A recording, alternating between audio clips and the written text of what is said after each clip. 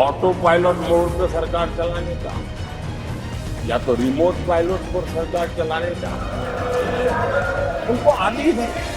इसलिए वो कुछ करना धरने में विश्वास नहीं करते, वो कुछ करने धरने में विश्वास नहीं करते, वो इंतजार करना जानते हैं।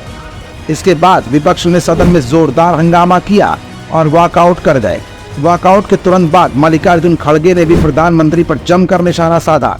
खड़गे ने कहा कि झूठ बोलना, लोगों को गुमराह करना और सच्चाई से परे बात कहना बीजेपी की आदत में शुमार है।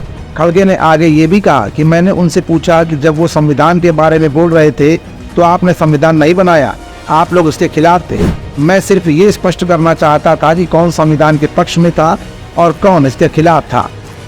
इधर विपक्ष ने राज्यसभा से वॉकआउट किया। उधर राष्ट्रवादी कांग्रेस पार्टी एनसीपी एससीपी के प्रमुख शरद पवार ने भी सरकार को घेर लिया।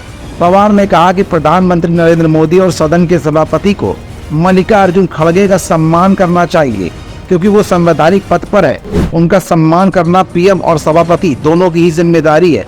लेकिन आज सदन में ये सब नजरअंदाज किया गया, इसलिए पूरा विपक्ष उनके साथ है और इसलिए हमने भी सदन से वॉकआउट किया।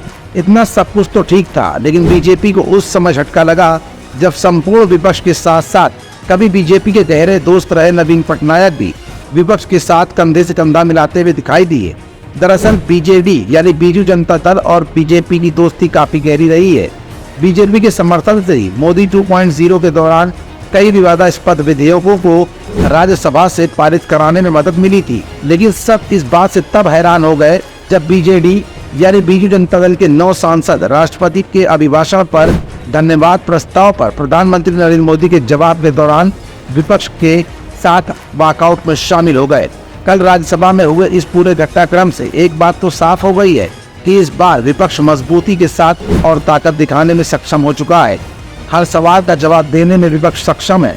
यही नहीं, ये भी दिखाने में सक्षम है कि अगर बात हक और हकूक की होगी तो सरकार को घेरने में विपक्ष कहीं भी पीछे नहीं रहेगा। आप देख रहे हैं समाचार भारती, राष्ट्रहित सर्वोपरि।